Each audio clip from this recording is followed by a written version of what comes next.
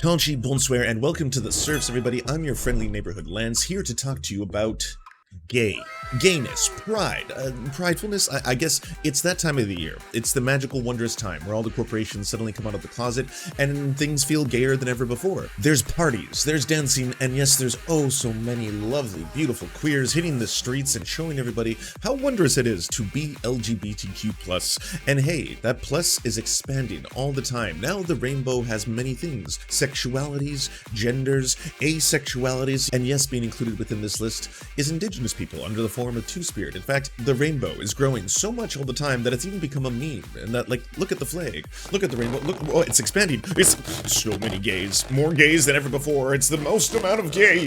We haven't reached critical gay mass yet. We're soon going to expand until we encompass the universe. Because yes, even the number of people who identify as LGBTQ+ is expanding. The queers are taking over the world. Or as, like, I wanted to kind of demonstrate when I went on Tim Pool, there's a lot of people who may not even know that they're gay. There's a lot of people who might not even know that they're bisexual, pansexual, asexual. You might have no sexual interest at all. And guess what? Because you are not cishet, if you are not part of the regular majority of men on this planet who happen to be cishets, well, then you might be a little bit queer. Hey, you can even be questioning, that's okay. It may turn out that you were cishet all along. And guess what? If you are cishet or you're gay, you're okay. In fact, you're better than okay. You're awesome, you're valid, and worthy of love. In fact, every single person who is just a little bit queer is a wondrous, wondrous human being. And the reason I say this is that it wasn't always easy for me to talk like this or say these things. In fact, I spent the majority of my life hiding this aspect of myself, or at least trying to ignore it. When I was growing up, as a wee young lad, the worst things you could be as a man is either a woman or gay, or perceived as being either of those things. You were not masculine. In fact, it's one of the reasons why I think it's so destructive for us as dudes to define our masculinity based on these old archetypes, this kind of idea that men have to basically, well, I mean, let's just be honest here. We think of women as a form of property, as a possession, and we still have remnants of that. You could spend your entire life growing up trying to deprogram all of this kind of patriarchal bullshit inside your brain and still not recognize sometimes that we do, in fact, treat women like a form of property. In fact, that's what marriage used to be. That's what the entire idea of, hey, we're going to be able to unite two powerful families with the one ring, and then we're going to use this one ring to basically combine forces. And then the father of the bride would have to pay a dowry in the form of some kind of compensation. Goats, land, property, whatever, as an exchange for, of course, taking on the weaker sex or the less desirable sex. In fact, this also goes down to the reason why there was a lot of problems for women growing up where they were seen as like birth vessels, and property uniting. Basically, women in society were a way of uniting powerful families and being impregnated to make more, ideally men, but sometimes women, and thus that is your role in your lot in life. And so then we started to basically judge men, especially under capitalism, on how successful you are, on your ability to earn and have earning potential. The more money you make, the more of a man you are, and the more of a man you are and make more money, the more beautiful of a wife you will have. And women have to be defined by being beautiful under this entirely same system. It's really shit for men, and it's really shit for women. It's just like, it's garbage all around. And so growing up in this environment where being a man, being masculine, basically meant not being gay, yeah, immediately, because I'm mostly attracted to women, like 9 times out of 10, if you show me a beautiful woman and you show me a beautiful man, I would probably rather have a sexual encounter with a beautiful woman. Or on the Kinsey scale, I'd be like a 175, I think, if I was to rate myself. Either way, I'm a little bit gay. I do occasionally enjoy the sexual contact of men. And because that's occasional for a lot of my life, I basically never had to really deal with this. There was this game that kids used to play, and these were the early days of the internet, where they'd send you a photo, and then they'd say, hey, do you think this chick is hot? And it would be a picture of a beautiful woman. And this, by the way, content warning for transphobia. And then they would send you a larger version of the photo, and it turned out she had a massive penis. At which point they would say, oh my god, you're a holy shit, you blah blah blah. And so the inevitable results of this game was to make you, or trick you, of, again, a very beautiful woman, and then making you feel like a homosexual for finding her attractive because she has a penis.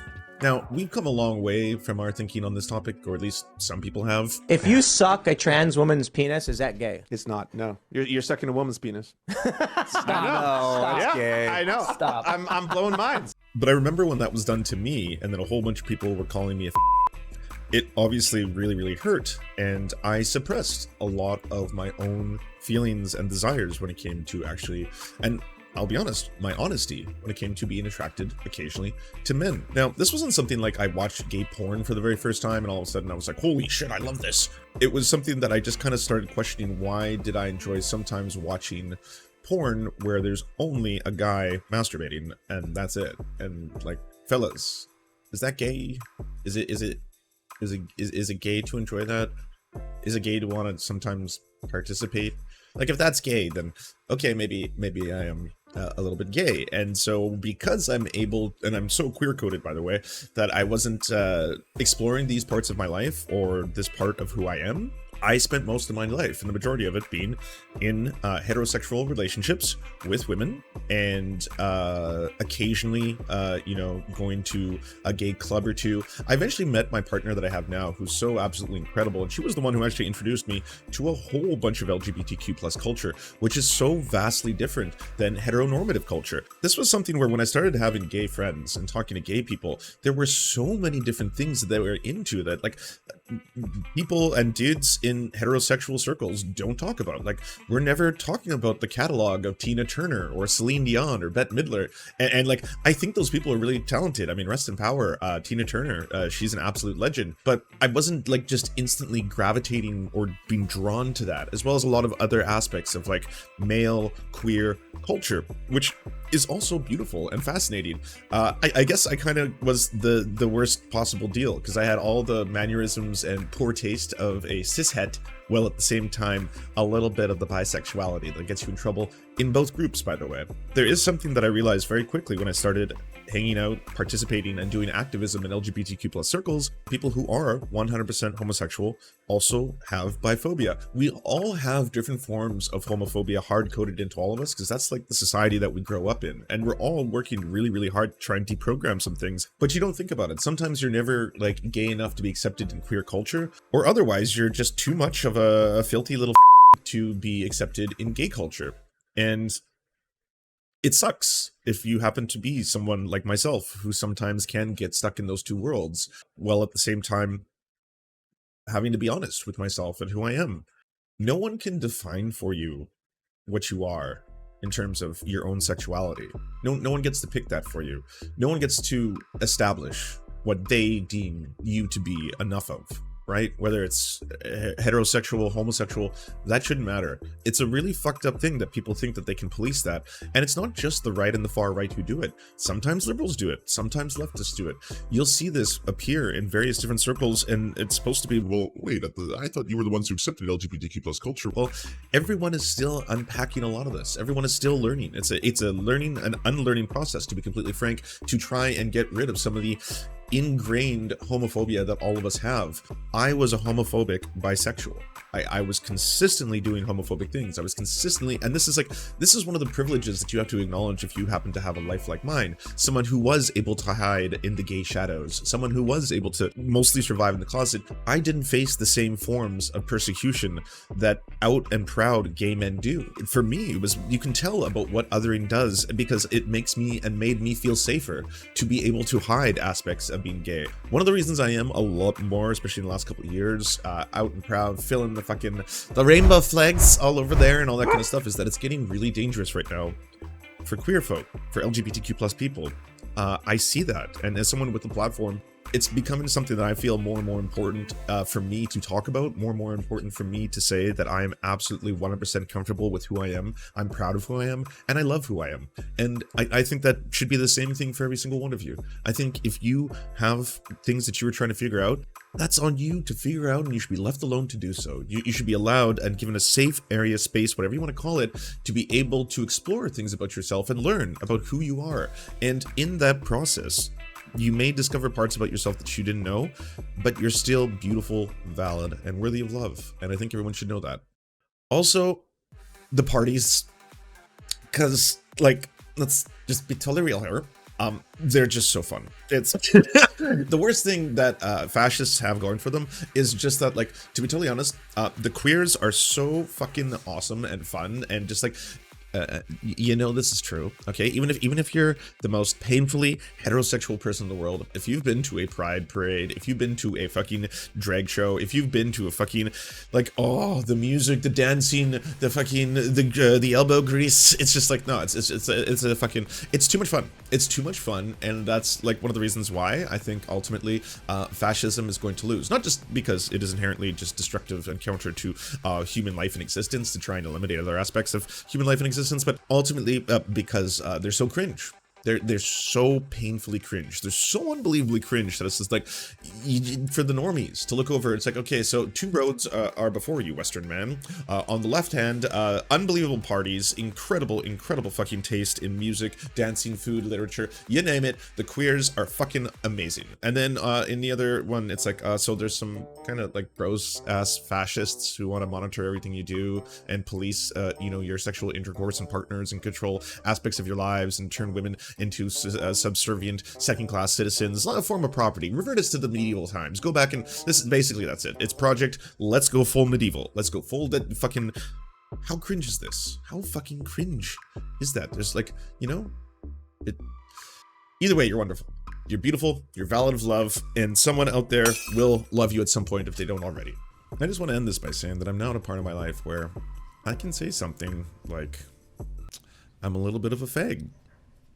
And that's not a bad thing. It's actually a great thing. You know what? Better than great. It's gay.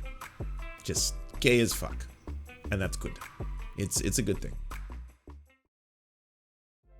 Thank you so much for watching, everybody. Hey, really big announcement. Me and the Leftist Mafia are going to be partnering with Rainbow Railroad. They are an organization internationally that helps LGBTQ plus refugees find safe refuge in other countries. This is also a topic that's kind of near and dear to my heart and something I feel is very, very important. And I would love to fundraise a whole bunch of money with the rest of you for this very important cause and charity. So if you want to help out in any way, please email us at serfspodcast@gmail.com. Anything that you can do to help, from making graphics to videos or other stuff like that. If you want to donate any kind of time or even finances directly to the organization, please do so at rainbowrailroad.org. And again, they're an incredible organization. They're going to be partnering with us on this. I'm so very happy. We are going to be doing a complete recreation of The Matrix, the first one. We're going to do the Matrix movie. I'm going to be Agent Smith. If you have dream casting and you know people and you want to reach out to someone, and you can probably get them cast in the movie, that would be absolutely incredible and awesome, and would really appreciate it.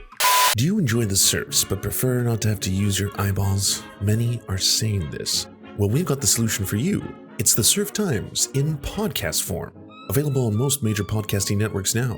If you enjoy it, please consider leaving a good review and feedback, because it really helps the show out, apparently, and it's free, just like the podcast.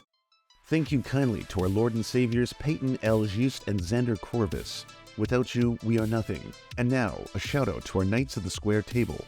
Amazing Flesh, Anna Loves Riley, Adrian McCarthy, DM Rivera, Doug Cady, Everything Important, Hegbard Celine, Izzy Solidarity, La Media Panza, Matthew Scarborough, Multimondi, Nettle, Omni, Peanut Butter Blonde, Political Papi, Quiet 185, Rachel K, Riley and Anna, Roller Dragon, Kubi, Cernicus, Spinach Monster, Stellar Vision, Sebastian Dimmel, Thomas, Trevbot EXE, Lucidry, Words Greenwood, Cheryl Alvarez, Tony Perkins, Thomas, O'Pecker, Travis McClinton, and Victoria Bell. Thank you so much.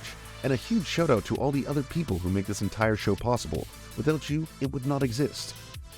If you can support us, please go to patreon.com/theserfs, and even $1 can help unlock all of the little goodies and help make this show entirely possible.